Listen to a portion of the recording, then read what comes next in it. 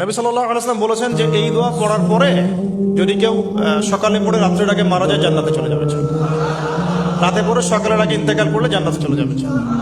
সাইয়্যিদুল ইস্তিগফার, সাইয়্যিদুল ইস্তিগফার। আমার সাথে বলবেন আল্লাহুম্মা আনতা রাব্বি লা ইলাহা ইল্লা আনতা খালাকতানি আনা আবদুক ওয়া আনা আলা আহদিক ওয়া ওয়া'দিকা মাসতাতা'ত আউযু বিকা মিন শাররি মা সানা'ত আবুউ লাক বিনি'মাতিকা আলাই ওয়া আবুউ বিযানবি ফাগফিরলি ফাইন্নাহু লা ইয়াগফিরু যুনুবা ইল্লা আনতা।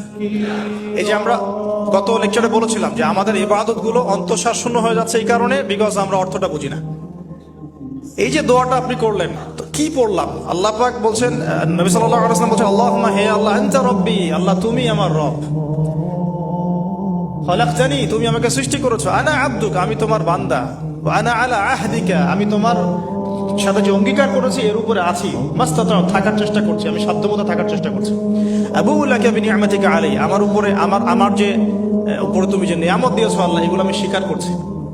হে আল্লাহ, তুমি আমার উপর যত নিয়ামত দিয়েছো আমি স্বীকার করছি। ওয়া আবুউ বিযানবি, আমার যত গুনাহ আল্লাহ সব স্বীকার করছি।